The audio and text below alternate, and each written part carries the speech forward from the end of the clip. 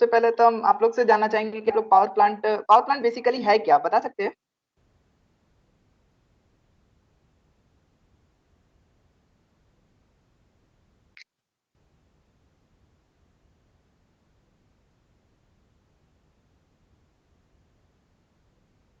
भाई sir power plant से basically electricity produce किया जाता है।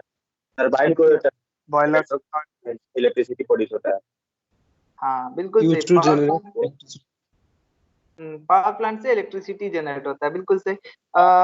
लेकिन अच्छा, कितने तरह का पावर प्लांट आप लोग जानते हैं, देखे हैं या सुने हैं?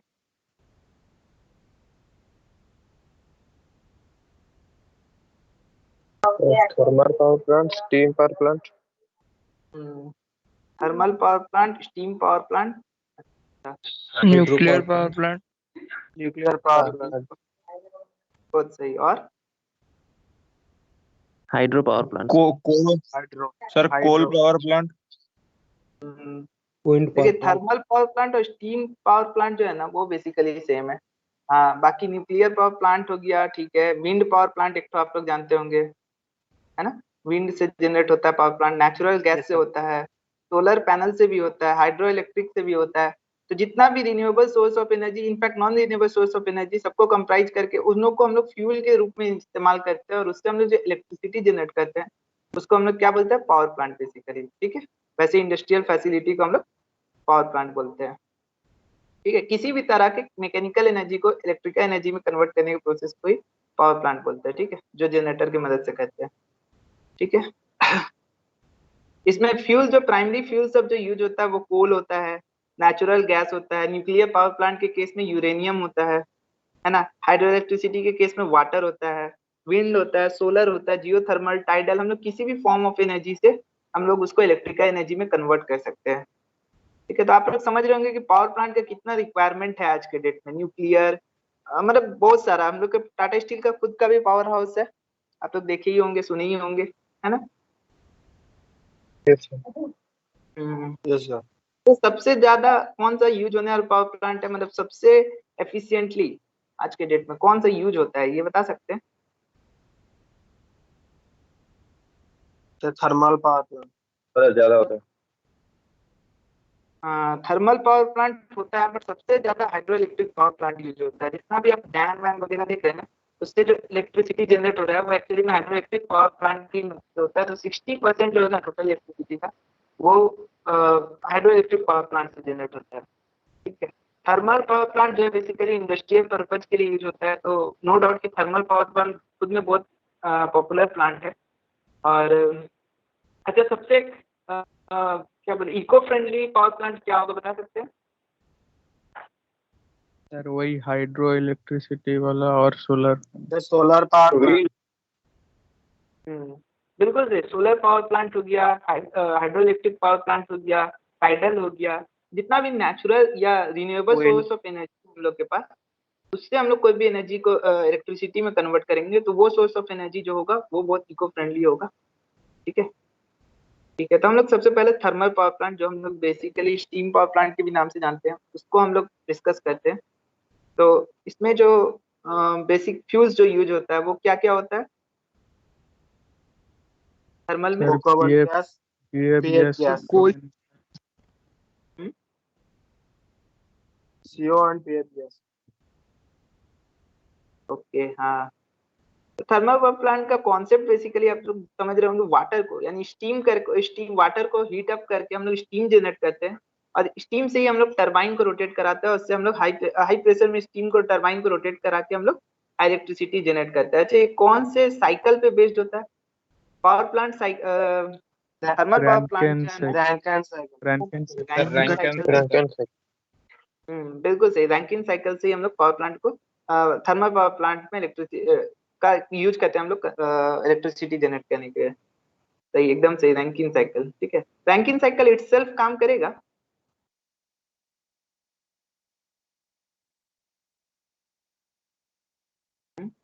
रैंकिन साइकिल आप लोग जानते हैं?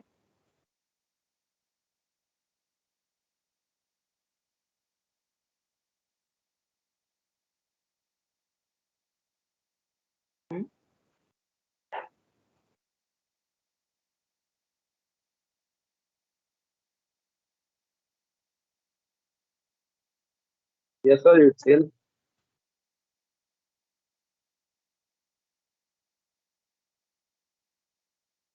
हम इसको ना यहाँ पे देखते हैं कि क्या हम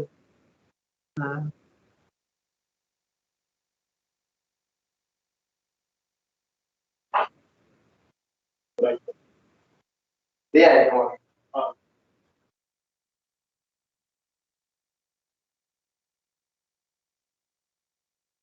तो व्हाइट बोर्ड खुल रहा है।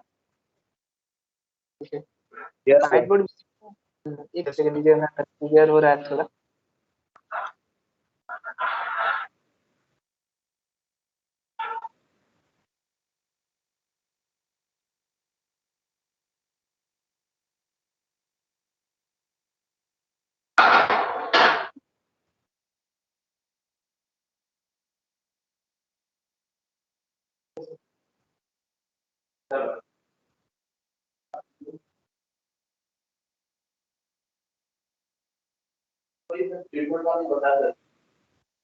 सेम ही है।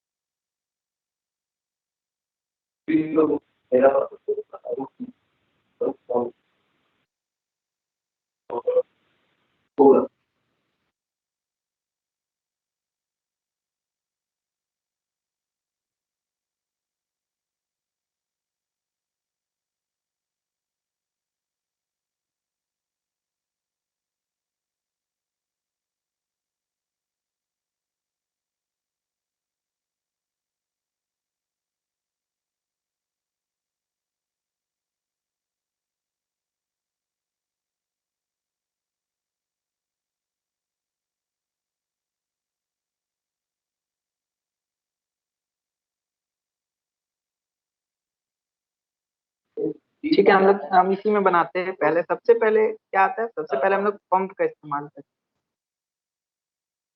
सर व्हाइट बोर्ड नहीं दिख रहा है सर, सिर्फ लिखा रहा है व्हाइट बोर्ड इन प्रोग्रेस। हैं। अच्छा, तो स्क्रीन विजिबल नहीं है क्योंकि मेरे को दिख रहा नो है। सर, सर यहाँ लिखा रहा है फॉर ओनली फ्यू मेंबर्स। अच्छा, किसी को नहीं दिख रहा है, किसी को? नहीं सर, मुझे भी नहीं। नो सर, नहीं सर, नहीं दिख रहा है, द कॉन्फ़िगरिंग दिखा रहा है। स्क्रीन मेरे तरफ से तो कोई नहीं है, बट सर आप MS पेंट में कर सकते ब्लैंक दिखा रहा है, दिख रहा है। पेंट है कहाँ है? पेंट तो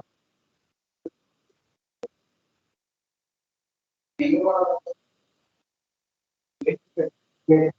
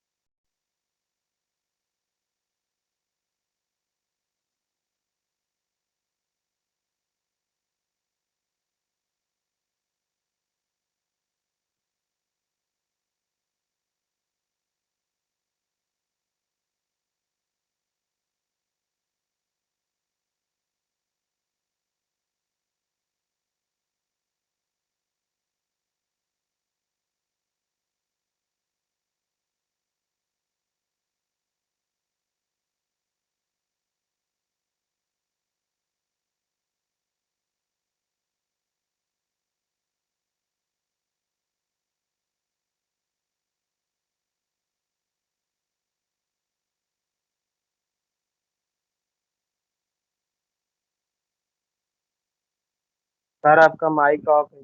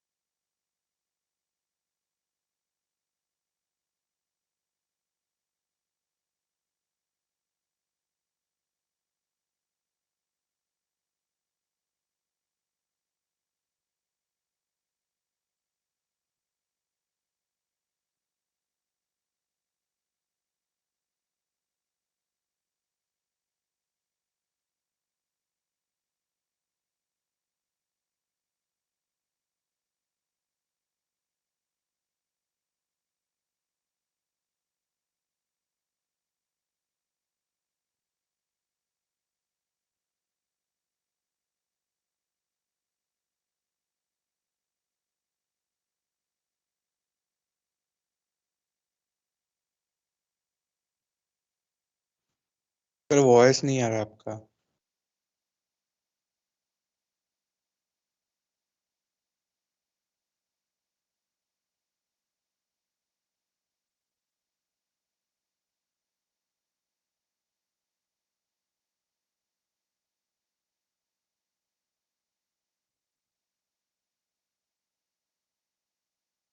सर आपका वॉइस नहीं आ रहा।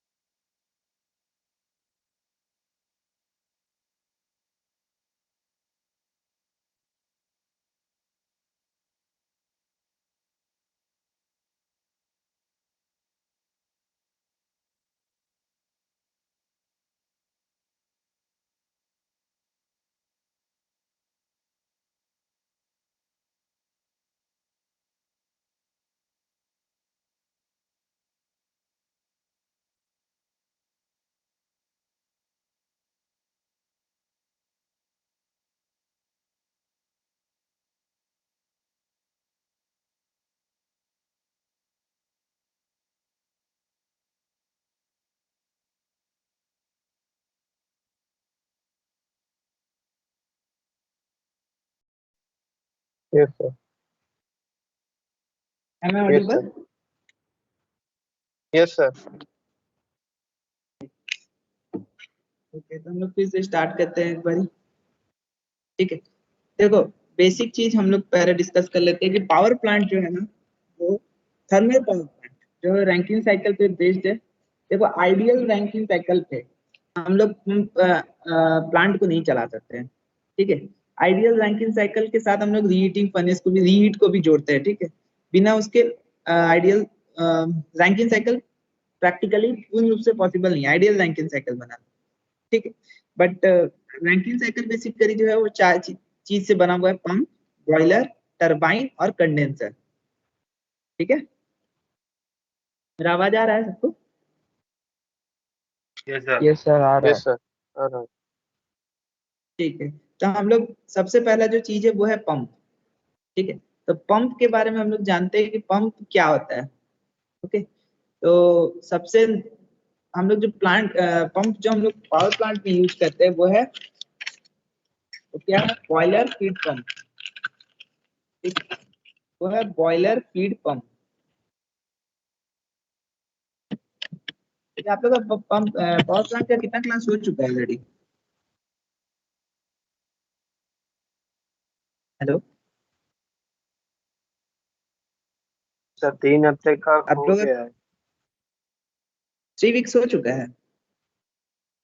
Yes sir. हाँ, तब तो आप बहुत कुछ जान रहे होंगे ऑलरेडी। ऐसा कोई टॉपिक बताइए जो आप लोगों को नहीं जानकारी हो या जिसके बारे में आप लोग जानना चाहते हो। Alternator sir, hmm? Turbine and alternator. क्या चीज? सर टरबाइन और अल्टरनेटर के बारे में नहीं अभी बताया गया है।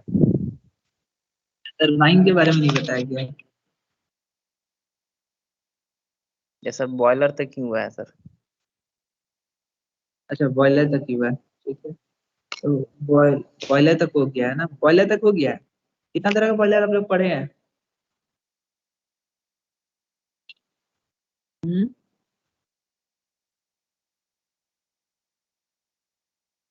एक ही तरह का। क्या चीज? Sir mountings and accessories of boiler पढ़ा रहे थे सर। बॉयलर का टाइप बताइए, बॉयलर का टाइप भी तो है।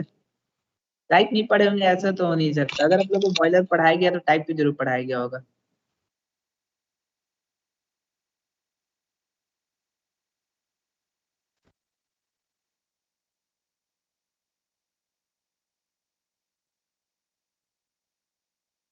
वाटर ट्यूब और फायर ट्यूब। देखिए आप लोग को पढ़ाया गया है। Fire tube. हाँ, इसीलिए बोले, देखिए आप लोग को पढ़ाया गया है। नाम नहीं याद आ रहा था, लेकिन वाटर ट्यूब और फायर ट्यूब पावर प्लांट जो है वो हम लोग का 2 तरह का बॉयलर यूज होता है। अच्छा, बॉयलर का काम क्या है बेसिकली, ये बताइए। सर वाटर को स्टीम सर में पानी कन्वर्ट। से स्टीम बना दो सर। ठीक है, तो पंप क्या करता इलेक्ट्रिसिटी है? प्रोवाइड। वाटर सप्लाई करें पंप बॉयलर से, को वाटर। पंप से ना। Yes sir. हेलो, ठीक है, सही है। आप लोग का बेसिक नॉलेज क्लियर है कि स्टीम पावर प्लांट में बेसिकली 3 चीज इंपॉर्टेंट है। चौथा चीज इनफैक्ट कंडेंसर भी यूज है, लेकिन पहला है पंप, दूसरा है बॉयलर और तीसरा है टरबाइन। ठीक है, तो टरबाइन का बेसिकली काम जो होता है, सबसे बेसिक चीज से पहले समझते हैं कि टरबाइन का जो बेसिक काम है वो क्या है। टरबाइन जब high steam pressure, high pressure high temperature जब स्टीम जब जनरेट होता है तो वो क्या करता है, टरबाइन को मूव कराता है। ठीक है, और टरबाइन के मूव करने से ही इलेक्ट्रिसिटी जनरेट होता है, क्योंकि वो शाफ्ट से कनेक्टेड रहता है और शाफ्ट जो है फिर जाके इलेक्ट्रिसिटी जनरेट करता है। ठीक है, वो उसका रोटेशन जनरेटर को करंट सप्लाई कर, मतलब जनरेटर में करंट सप्लाई करता है और इलेक्ट्रिसिटी हम लोग जनरेट करते हैं। ठीक है, तो स्टीम टरबाइन का बेसिक काम है high pressure high temperature steam को बेसिकली, इसलिए स्टीम टरबाइन, टरबाइन का पूरा नाम स्टीम टरबाइन इसीलिए होता है क्योंकि वो high pressure high temperature turbine steam को रोटेट कराता है और इलेक्ट्रिसिटी जनरेट करता है। तो बेसिकली अगर हम लोग पूछा जाए कि कहाँ पे इलेक्ट्रिसिटी कन्वर्ट करते हैं तो वो टरबाइन में ही होता है। ठीक है,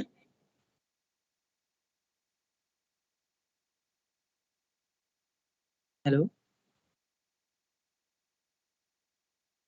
यस सर। स्टीम टरबाइन ना 3 तरह का साइज में भी आता है। तो 0.75 किलोवाट का टरबाइन, हम इसलिए स्क्रीन नहीं यूज कर रहे ना क्योंकि फिर उसके वजह से कुछ समय कनेक्शन मिस हो गया था, तो हम लोग थोड़ा मौखिक रूप में ही आज चलते हैं। ठीक है, तो स्टीम टरबाइन जो है, ओके सर। हाँ आज हम लोग मतलब कोई बहुत ज्यादा डीप नहीं घुसते हैं किसी भी टॉपिक पे, बस थोड़ा रफ रफ ऊपर ही ऊपर रहते हैं। तो स्टीम टरबाइन जो है वो 3 साइज में अवेलेबल है। 0.75 किलोवाट से लेस देन को हम लोग स्मॉल स्मॉल टरबाइन बोलते हैं। ठीक है, तो वो कम ही आउटपुट भी देगा, तो वो 1 हॉर्स पावर से भी कम का आउटपुट देता है। ठीक है, वहीं पे आपका उससे ऊपर का मतलब वो 0.75 से लेके 1500 मेगावाट तक जा सकता है ये टरबाइन। ठीक है, तो रेंज बेसिकली 0.75 किलोवाट से भी कम से भी लेके 1500 मेगावाट तक का टरबाइन होता है।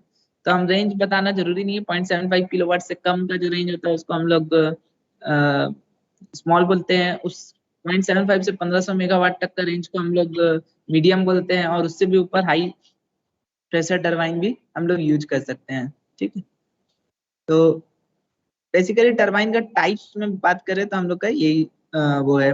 बट टरबाइन का ब्लेड का अगर हम लोग बात करेंगे ना, तो टरबाइन का ब्लेड जो है वो 2 टाइप्स का होता है। तो बताएगा सर टरबाइन नहीं पढ़ाया गया था। अच्छा अच्छा, ठीक है। तो टरबाइन का ब्लेड्स जो है ना वो 2 बेसिक टाइप्स का होता है, एक होता है ब्लेड और दूसरा होता है नोजल। ठीक है, एक होता है ब्लेड और दूसरा होता है नोजल। ठीक है, ब्लेड का अगर हम लोग टाइप का बात करेंगे ना, तो एक होता है इम्पल्स टरबाइन। ठीक है, और दूसरा होता है रिएक्शन टरबाइन। अगर हम लोग ब्लेड का आप लोग नोट डाउन करते जाइए। ठीक है, अगर इन केस आप लोग को डिटेल में ऑब्वियसली नेक्स्ट क्लास या उसके बाद मतलब जब सिस्टम में अपडेट हो जाएगा तो आप लोग को नेक्स्ट क्लास में अच्छे से पढ़ाया जाएगा, लेकिन हम आप लोग को फिर भी एक बेसिक बेसिक ओवरव्यू देते जा रहे हैं। ठीक है, तो तब उसमें ब्लेड के अंदर 2 तरह का होता है, इम्पल्स ब्लेड या इम्पल्स टरबाइन, और दूसरा होता है रिएक्शन टरबाइन। ठीक है,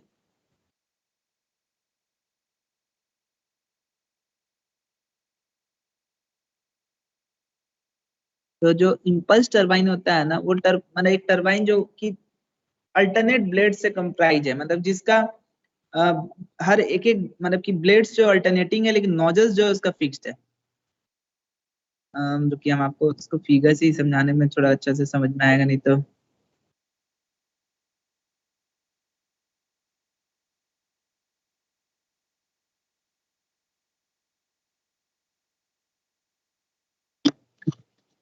एक सेकंड।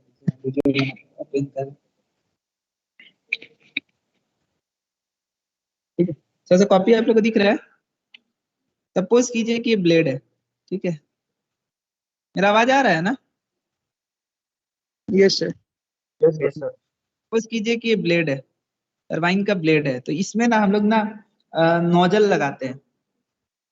ये नोजल है जिससे कि वाटर जो है निकल रहा है। ठीक है, तो ये जो स्टीम जो है निकल रहा है, तो ये जो नोजल है, ये नोजल जो है ये बेसिकली फिक्स्ड होता है। ठीक है, अगर नोजल जब फिक्स्ड हो और ब्लेड्स रोटेटिंग हो तो हम लोग इसको बोलते हैं इम्पल्स टरबाइन। Impulse turbine. ठीक है, और यही सेम एग्जांपल लेते हैं। ये ब्लेड ऐसा नहीं, ब्लेड ऐसा बनाते हैं, और जो क्या बोले नोजल है जो ये रोटेटिंग है, मतलब ये यहाँ से यहाँ फिर यहाँ से यहाँ थ्रू आउट घूम रहा है। और ब्लेड जो है वो फिक्स्ड है। तो ब्लेड फिक्स कैसे होगा, मतलब ब्लेड भी घूम रहा है साथ ही साथ नोजल भी घूम रहा है, तो हम लोग इसको बोलेंगे nozzles are not fixed. Nozzles are not fixed. ठीक है, थोड़ा सा विजुअलाइजेशन करने की कोशिश कीजिए। ये जो है इसके साथ साथ घूम रहा है। ठीक है, तो ये टरबाइन को तब भी रोटेट कराएगा, मतलब टरबाइन के ब्लेड को वो तब भी रोटेट कराता रहेगा जब हम लोग इसके साथ साथ घूमेंगे। तो इसको हम लोग बोलेंगे रिएक्शन टरबाइन।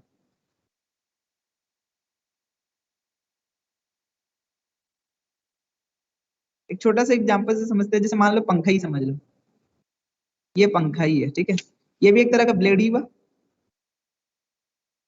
है ना, ये भी एक तरह का ब्लेड ही हुआ। तो हम लोग क्या करते हैं, एक Yes. केस में हम लोग एज्यूम करते हैं कि हम लोग एक बार पंखा को ब्लेड से मार के मतलब हाथ से घुमा के छोड़ दिए, फैन क्लोज्ड है और एक बार हम लोग हाथ से मार के छोड़ दिए, फिर उसी जगह पे फिर ब्लेड आया, फिर घुमा के छोड़ दिए, फिर तीसरा बार आया। तो इस केस में मतलब ऐसा नहीं कि रुक रहा है, बट इस पॉइंट पे ही हम क्या कर रहे हैं, उसको बार बार पुश कर रहे हैं, तब हम लोग इसको क्या बोलेंगे, इम्पल्स टरबाइन, ठीक है।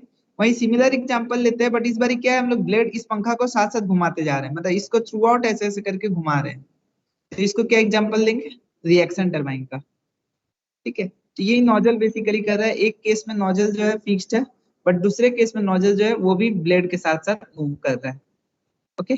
तो दोनों ही केस में देखो ब्लेड को हम घुमा पा रहे हैं, टरबाइन का ब्लेड्स को हम घुमा पा रहे हैं, तो ऐसा नहीं है कि ये दोनों पॉसिबल नहीं है, और एक जो पॉसिबल चीज है जिसमें नोजल फिक्स रखते हैं उसका हम लोग नाम रखे हैं इम्पल्स टरबाइन, और जिसमें हम लोग नोजल को फिक्स नहीं रखते हैं, मूविंग होता है, कंटिन्यूअस मूविंग होता है, उसको हम लोग बोलते हैं रिएक्शन टरबाइन, ठीक है।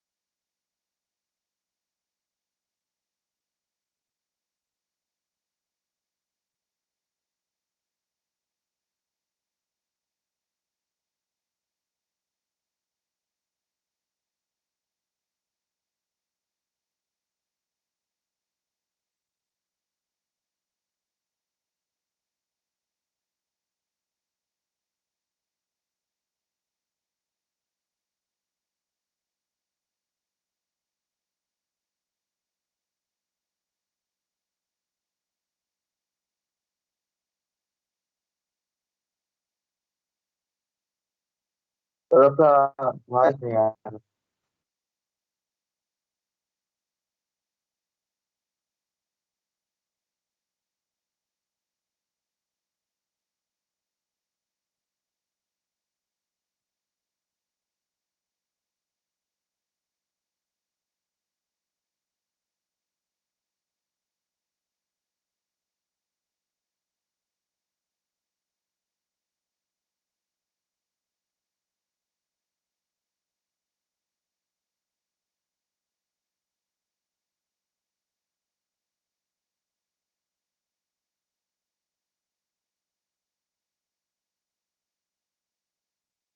आ रहा क्या मेरा आवाज,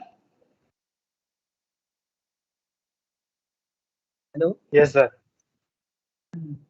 ठीक है। तो टरबाइन का बेसिक प्रिंसिपल क्या है, टरबाइन जो है किस प्रिंसिपल पे काम करता है, टरबाइन जो है किस प्रिंसिपल पे काम करता है,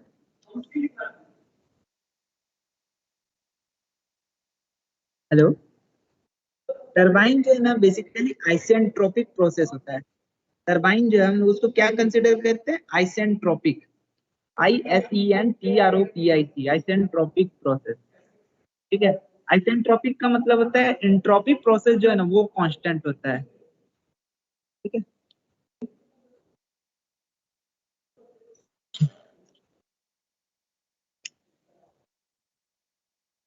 ठीक है, आइसेंट्रोपिक प्रोसेस हम लोग, मेरा आवाज रुकेगा तो बताइएगा। आइसेंट्रोपिक प्रोसेस जो है,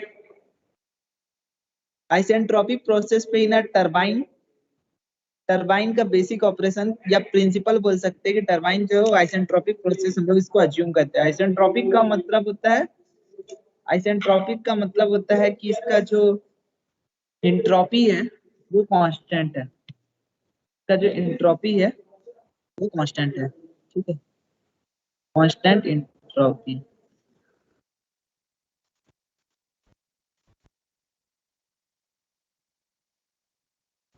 एंट्रोपी क्या होता है, delta Q by T, etch constant. तो एंट्रोपी जो है इसका बेसिकली कांस्टेंट है, फिक्स होता है। सर एंट्रोपी का बेसिक मीनिंग क्या होता है? क्या बोले, सर एंट्रोपी का बेसिक मीनिंग क्या होता है सर, उसका मतलब? हाँ, गुड क्वेश्चन। देखो एंट्रोपी को अगर हम लोग मैथमेटिकली डिफाइन कर रहे हैं तो क्यू हम लोग किसको रिप्रेजेंट करते हैं? क्यू हम लोग हीट को रिप्रेजेंट करते हैं ना? Yes sir.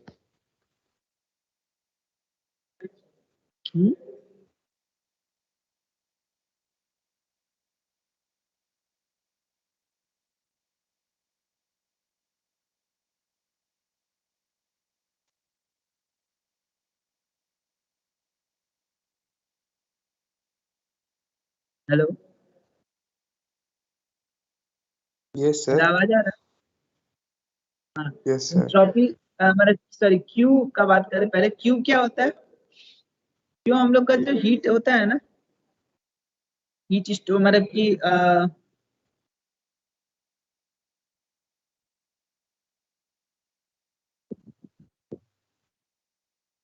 एनर्जी को प्रेजेंट किया जाता है हीट एनर्जी।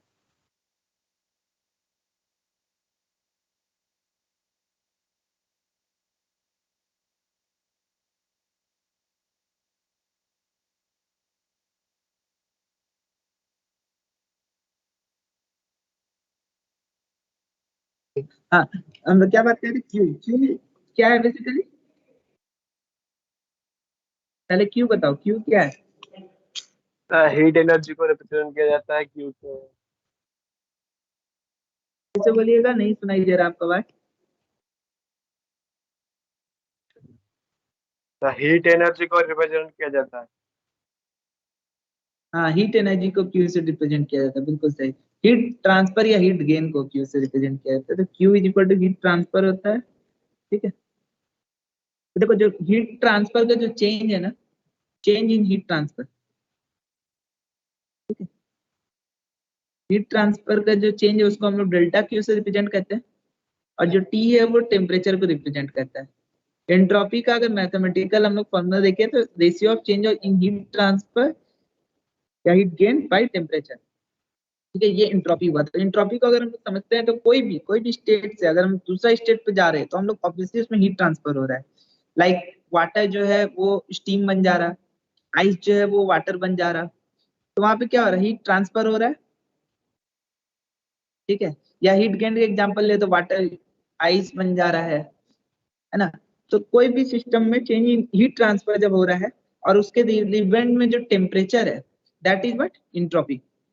ठीक है, एंट्रोपी से ही हम लोग बता पाते हैं कि कोई भी सिस्टम जो रिवर्सिबल है या इरिवर्सिबल प्रोसेस है, कि अगर मान लो कि वो स्टेट से वापस अपना बैक टू ओरिजिनल स्टेट पे आ सकता है, तो वो प्रोसेस को हम लोग रिवर्सिबल प्रोसेस बोलते हैं। तो डेल्टा क्यू बाई टी अगर ग्रेटर देन जीरो है, सॉरी लेस देन जीरो है, तो पॉसिबल नहीं है delta Q equal to zero, delta Q equal to zero बनाना, या इक्वल टू, या फिर ग्रेटर देन या इक्वल टू जीरो बनाना। ये जो होता है यही रिवर्सिबल प्रोसेस होता है, या फिर स्पॉन्टेनियस प्रोसेस होता है। ठीक है, तो एंट्रोपी से हम लोग बहुत चीज डिफाइन कर सकते हैं। एंट्रोपी से हम लोग ये डिफाइन कर सकते हैं कि जो उसका स्टेट है वो रिवर्सिबल है या इरिवर्सिबल प्रोसेस है, स्पॉन्टेनियस है या फिर नॉन स्पॉन्टेनियस प्रोसेस है। ये चीज को हम लोग रिप्रेजेंट करने के लिए हम लोग एंट्रोपी का इस्तेमाल करते हैं। ठीक है, अगर हम लोग डेफिनेशन का बात करें तो एंट्रोपी जो एक मेजर है, यूनिट है, जिससे हम लोग सिस्टम का थर्मल एनर्जी जो पर यूनिट टेम्परेचर है, जिससे हम लोग मतलब कि जो यूजफुल वर्क करने के लिए अनअवेलेबल एनर्जी जो है, उसको हम लोग क्या बोलेंगे? एंट्रोपी बोलेंगे। डेफिनेशन वाइज अगर बात करें तो entropy is the measure of the systems thermal energy per unit temperature that is unavailable for doing useful work. ठीक है, सिंपल जब भी किसी चीज को डिफाइन करना रहता है ना, तो उसका बेसिक जो डिनोमिनेटर वाला यूनिट है ना, उसको यूनिट के फॉर्म में देखो। तो entropy is the measure of systems thermal energy. ठीक है, डेल्टा क्यू जो है इन थर्मल एनर्जी को दिखा रहा है, सिस्टम का thermal energy per unit temperature. Temperature को हम क्या कर दिए? यूनिट में बना दिए, तो per unit temperature that is unavailable for doing useful work. तो जिससे हम लोग यूजफुल वर्क ना ले सके, वैसा एनर्जी को मेजर करने का जो पर यूनिट टेम्परेचर है, वैसा एनर्जी को मेजर करने का जो यूनिट है, उसको हम लोग क्या बोलते हैं? एंट्रोपी बोलते हैं। ठीक है, और अगर इतना डीप में या डेफिनेशन टफ लगे तो सिंपल से समझ लो कि जब हम लोग बर्फ को पानी बना रहे, पानी को हम लोग भाप बना रहे, तो हम लोग चेंज इन हीट ट्रांसफर कर रहे हैं विथ रिस्पेक्ट टू टेम्परेचर। जैसे 0 से 100 डिग्री का टेम्परेचर, 100 डिग्री के टेम्परेचर पे क्या हो रहा है? वाटर जो है वो स्टीम बन जा रहा है ना? हाँ या ना तो बोलो, मेरा आवाज सुनाई दे रहा कि नहीं? Yes sir. तो ये जो वाटर sir, जो yes. हीट ट्रांसफर, हाँ तो ये टेम्परेचर के रिस्पेक्ट में हो रहा है, बट टेम्परेचर गेन कराने से एक्चुअली में क्या हो रहा है, हीट ट्रांसफर हो रहा है या हीट गेन हो रहा है। तो ये जो चेंज इन हीट है इसी को हम लोग मेजर करते हैं पर यूनिट टेम्परेचर में, ठीक है। एक यूनिट का टेम्परेचर राइज अगर हो रहा है या एक यूनिट का टेम्परेचर फॉल हो रहा है तो हीट ट्रांसफर या हीट गेन कितना हो रहा है, इसी को हम लोग क्या बोलते हैं, इंट्रोपी बोलते हैं, अगर हम सिंपल सा मतलब में समझे तो। और इसको और अच्छे से समझना है तो हम लोग सिंपल से समझते हैं कि पानी को जब भाप बनाए तो एक एक यूनिट लेके चलते हैं। जब पानी को हम लोग भाप बनाए, लेट्स से कि हम लोग 100 डिग्री सेंटीग्रेड से 101 डिग्री पे बनाए, ये जो छोटा सा स्लाइड चेंज जो डेल्टा क्यू बाई टी है, डेल्टा क्यू जो है ये with respect to per unit time है, जो इसको यूनिट टाइम जो है 1 डिग्री हो जरूरी नहीं है, 10 डिग्री सेंटीग्रेड को भी हम लोग यूनिट बना सकते हैं, ठीक है। बेसिकली हम लोग को क्या करना है, उसको यूनिफॉर्म बनाना, मतलब कि हम जो स्केल जब लेंगे, जब ग्राफ में हम लोग जब रिप्रेजेंट कर रहे होंगे तो हम लोग बेसिकली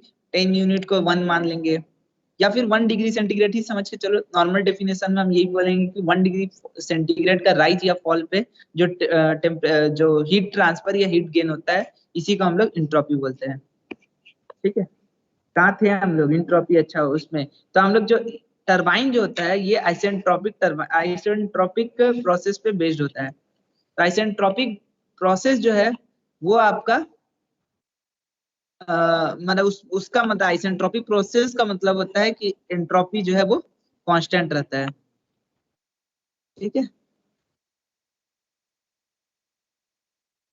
ठीक है। Yes sir. Okay, sir.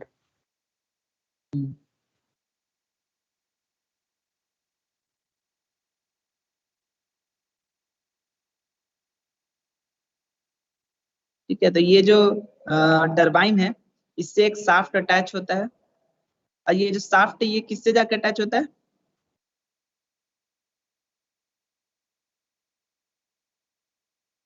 Generator. हाँ बिल्कुल सही। ये जो शाफ्ट है ये जनरेटर से जाके अटैच होता है, तो इस ताकि फिर जनरेटर के हेल्प से हम लोग इलेक्ट्रिसिटी जनरेट करा सके।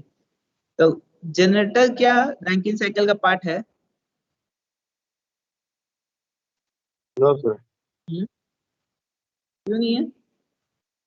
जनरेटर से ही ना आपकी इलेक्ट्रिसिटी जनरेट होगा, तो फिर जनरेटर को हम लोग टाइप पार्ट क्यों नहीं रखते हैं स्टीम साइकिल का या रैंकिन साइकिल का? रैंकिन ये साइकिल पे एक फेज से दूसरे फेज पे ट्रांसफर होता है, पर ये जनरेटर पे पूरा काम स्टीम पे ही होता है। क्या नहीं होता है? सर रैंकिन कोई एक जन बोलिए, कोई अनीश जी बोलिए।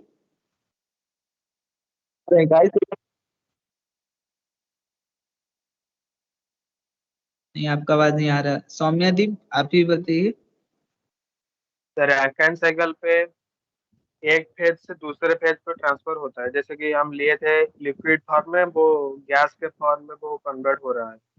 और ये जनरेटर में पूरा काम ये गैस के फॉर्म में हो रहा है, यहाँ पर रैंकिन साइकिल की जरूरत नहीं।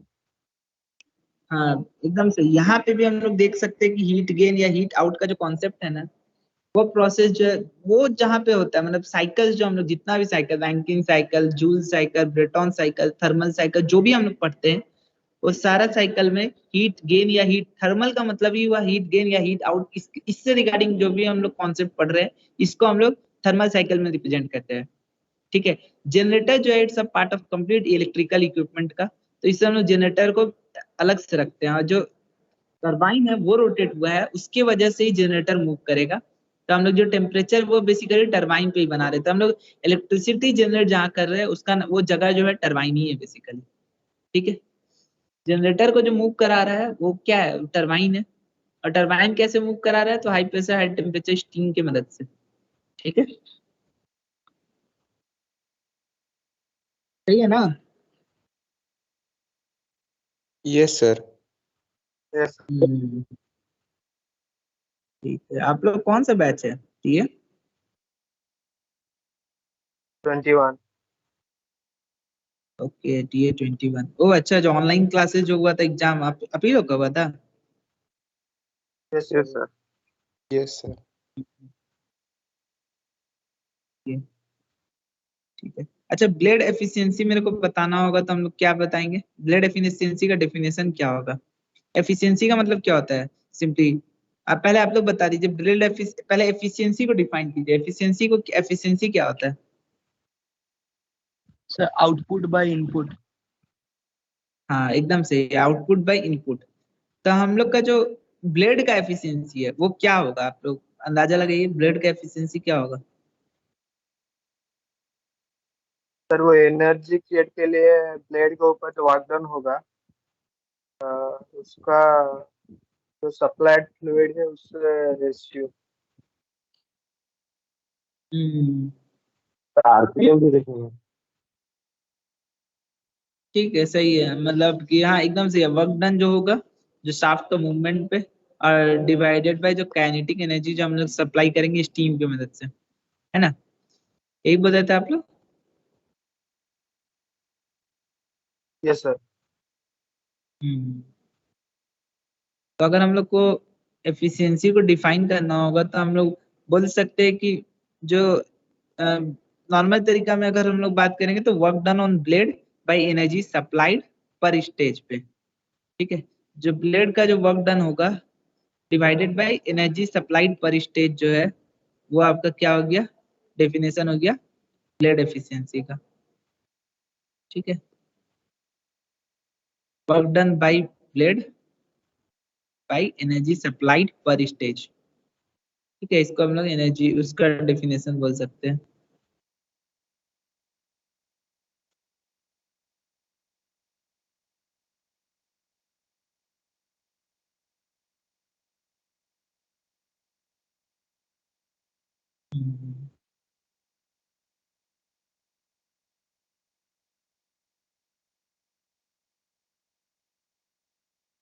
अच्छा, ये जो टरबाइन है, ये स्टीम का कितना प्रकार आप लोग पढ़े हैं? स्टीम का जो स्टीम जनरेट होता है वो कितने तरह का होता है? Dry steam, wet steam. हाँ, ड्राई स्टीम, हॉट स्टीम। उसका कोई दूसरा नाम भी है ड्राई स्टीम हॉट स्टीम का?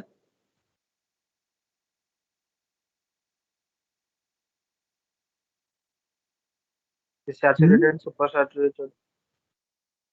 हाँ बिल्कुल सही। सुपर हीटेड और सैचुरेटेड स्टीम जो है, ये सुपर हीटेड को ही हम लोग ड्राई स्टीम भी बोलते हैं। और हाँ, तो सुपर हीटेड या फिर सैचुरेटेड स्टीम जो है हम लोग पढ़े हुए हैं। बिल्कुल सही। ठीक है। तो ऐसे बस खाली हम लोग को डिस्कस करते चलना है, अभी ज्यादा डीप में घुसने का इसमें कोई सेंस नहीं बनता है। पावर हाउस में जब आप लोग जाएंगे तो आप लोग वैसे भी विजुलाइज बहुत अच्छे से कर लेंगे।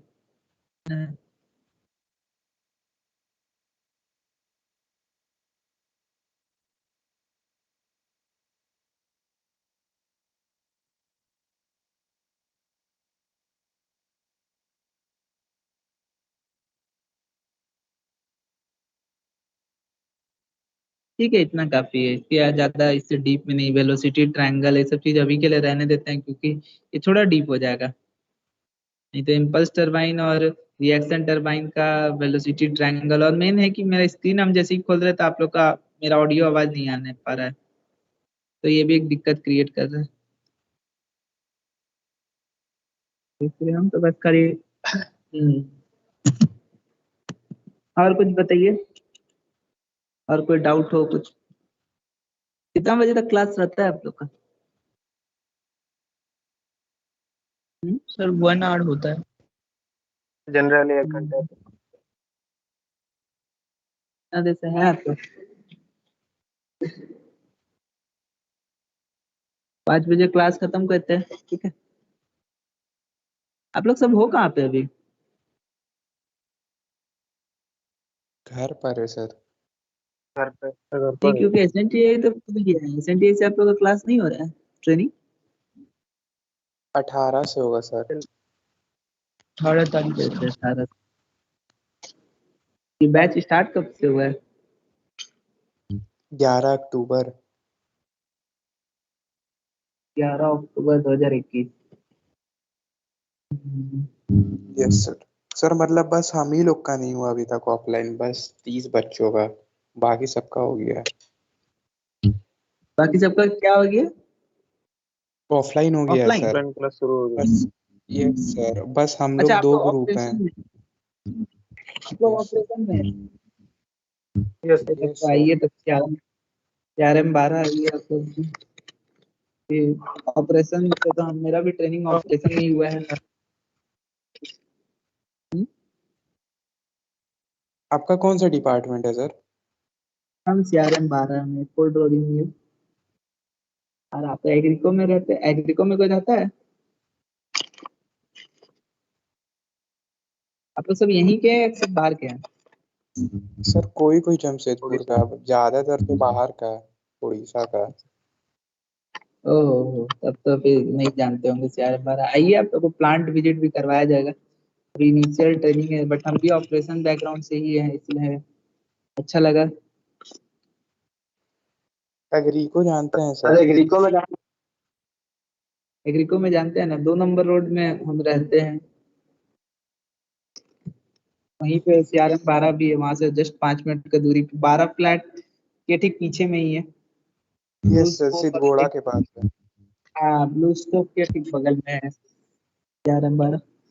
अच्छा डिपार्ट है, मतलब मेरा सजेशन रहेगा कि आफ्टर कंप्लीशन ऑफ ट्रेनिंग अगर आप लोग को CRM 12 ऑप्शन नहीं मिले तो डेफिनेटली जाइएगा। एक बहुत छोटा सा और बहुत अच्छा डिपार्ट है, मतलब साफ सफाई। एक चीज देखिए, हम आप लोग का अभी 2021 बैच है, आप लोग एक एज अ सीनियर हम आप लोग को एडवाइस देना चाहेंगे कि कोशिश कीजिए सर कि सर एक बात बता रहे कि हम लोग का सर पोस्टिंग होगा कलिंगा नगर। ओह अच्छा अच्छा अच्छा, नहीं फिर भी ठीक है, एक जानकारी हम ऐसी एज ए सीनियर हम आप लोग को देना चाहेंगे कि कभी भी कोई गेस्ट फैकल्टी आए ना, तो उससे उसके डिपार्ट के बारे में जरूर पूछिए, वो कौन सा डिपार्ट में है और उस डिपार्ट का क्या वो है, मतलब कि रिव्यू यस क्या है सर उनके अकॉर्डिंग। हाँ, क्योंकि वो नंबर दे डिपार्ट सर अपना बोलिएगा। Number, phone number. Phone number मेरा देखिएगा ना, पीपल फाइंडर में मिल जाएंगे। श्रेष्ठ, हाँ बोलिए। यस।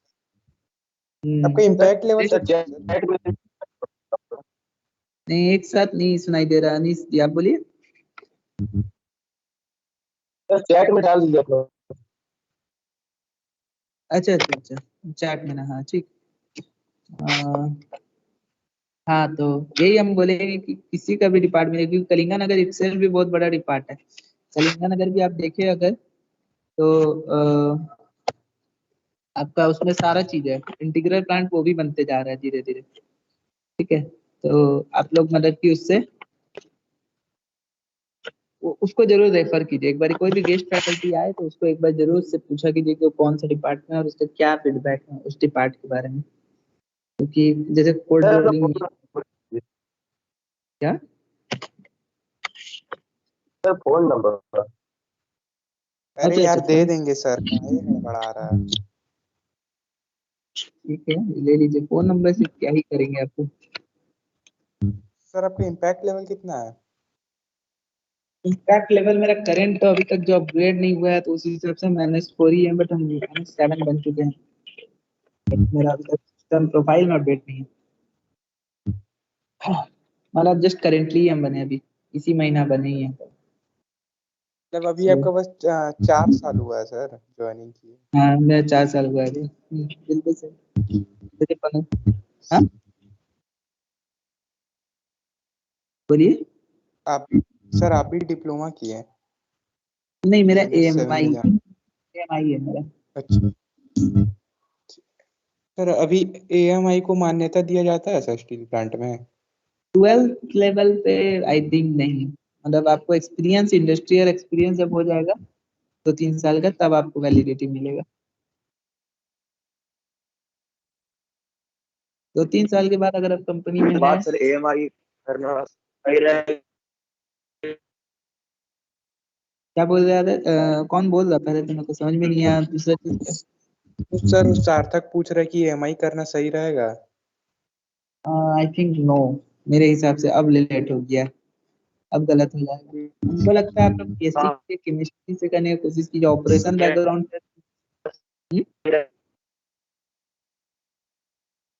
रेगुलर ग्रेजुएशन कीजिए, ग्रेजुएशन का सर्टिफिकेट शो कीजिए। और हो सकता है कि क्योंकि आप ट्रेनिंग टाइम में कर रहे हैं या फिर इस तरह से कर रहे हैं तो हो सकता है आपको दिक्कत हो, तो कंपनी में आने के बाद परमानेंट होने ब्रिज कोर्स कर लीजिए।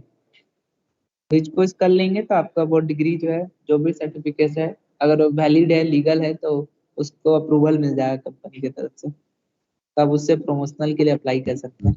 और आजकल बहुत सारा डिपार्टमेंट, बहुत सारा वैकेंसी परमानेंट होने के बाद क्या चीज? बीएससी कर सकते हाँ, परमानेंट परमानेंट होने के बाद भी बीएससी कर सकते हैं, कोई दिक्कत नहीं होगा।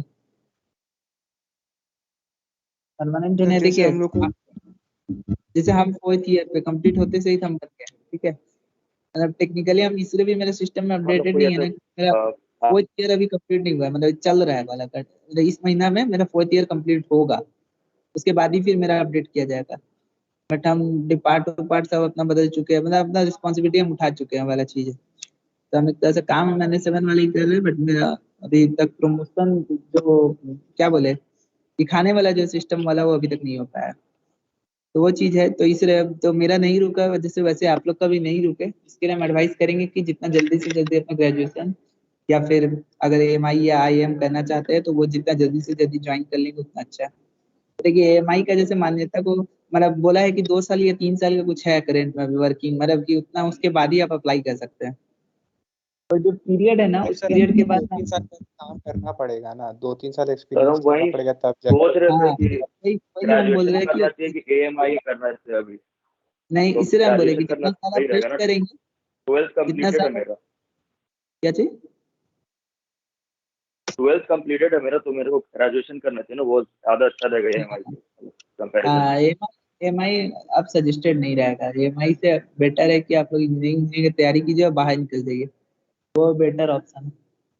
सर एक क्वेश्चन था, और डिस्टेंस को सर मान्यता मिलता है कि नहीं? अगर मान लीजिए डिस्टेंस से डिप्लोमा करेंगे उसका देखिए मान्यता मेरा मिलेगा? एडवाइस है मत कीजिए ज्यादा अच्छा है, ठीक है। कंपनी इवनिंग अभी ना, डिप्लोमा सर किसी को ऑप्शन है?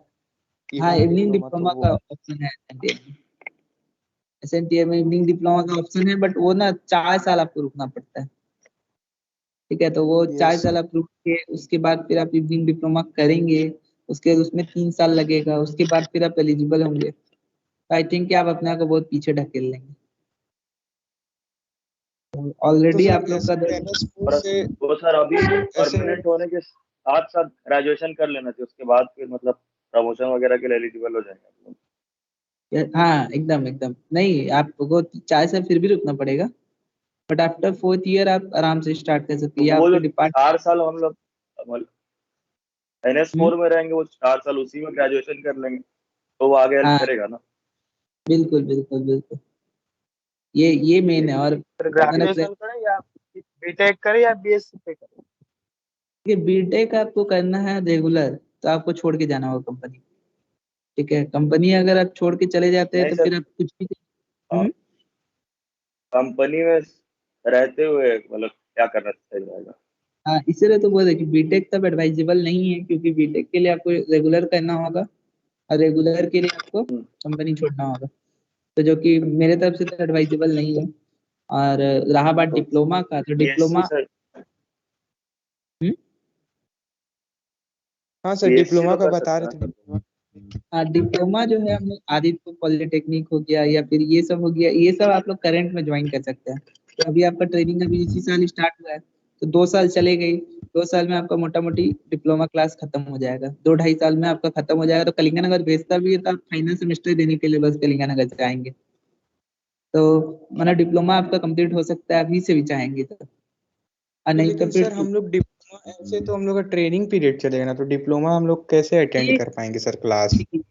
ये बात स्किल क्योंकि हम आपको बता दें कि एमआई के साथ साथ ना मतलब ग्रेजुएशन भी अपना किए हैं रेगुलर से, ठीक है। मेरा केमिस्ट्री ऑनर्स ग्रेजुएशन में भी है, तो रेगुलर बस क्लास मैनेज करता था आदमी, वहाँ के इंस्ट्रक्टर को पे वे करके जैसे भी, मतलब कि किसी तरह से कोचिंग ज्वाइन कर ली, उनका ट्यूशन ज्वाइन कर लिया, कुछ भी वे तरीका है अपना, बस मतलब वो आपका स्किल पे डिपेंड करेगा कि आप उसको किस तरह से मैनेज करते हैं, बट मैनेजेबल है। आज के डेट में भी बहुत लोग कर रहा है इस तरह से। प्राइवेट से कोविड सर के करेंगे तो थोड़ा पैसा वैसा दे के भी हो जाएगा ना सर। केमिस्ट्री ऑनर हाँ, आपको हेल्प किया सर प्लांट के अंदर, मतलब अभी तक क्या चीज? केमिस्ट्री ऑनर का कुछ आपको एक्स्ट्रा बेनिफिट वगैरह? देखो हम लैब में काम करते थे तो हम चाहते तो हम वहाँ पे गेन कर सकते थे प्रमोशन, बट मेरा इंटरेस्ट मैकेनिकल बैकग्राउंड है तो हम अपना डोमेन ही चेंज कर लिया। मेरे को अपना इंटरेस्ट के मैकेनिकल में आने लगा है और हम मैकेनिकल में ही मतलब अपना ज्यादा समय बिताते हैं। तो इसलिए मेरा एडवाइस है कि अपना पहले तो फेवरेट चीज समझ लो कि क्या है। जैसे तुम ऑपरेशन में, हम भी ऑपरेशन में थे, बट मेरे को शुरू से ही मैकेनिकल वाला काम ज्यादा अच्छे से और ज्यादा मजा आता था, तो हम मैकेनिकल का काम ज्यादा देखने लगे। तो ये चीज है। मैं जैसे देखो, मेरे को यहाँ पे पढ़ाने के लिए बुलाया गया था पंप, ठीक है। अब आप लोग बोल रहे हैं कि पंप आप लोग का हो चुका है, तो इसलिए फिर हम सोचे कि ठीक है ना, उतना क्या ट्रेनिंग टाइम वाला बोले ना, नॉलेज जो है ना वो बस नॉलेज ही बन के रह जाता है। तो जो आप जिस इंडस्ट्री जिस फील्ड में काम करेंगे उसी फील्ड में आप मतलब कि ज्यादा समय बिताएंगे, उसी में आपको एक्सपर्टीज गेन होगा। तो ये ट्रेनिंग जो है एक तरह से बस खाली क्या बोले, आपको बस इंडस्ट्री के लिए तैयार कर रहा है कि आप कंपनी में काम कर पाए। कोई भी सिचुएशन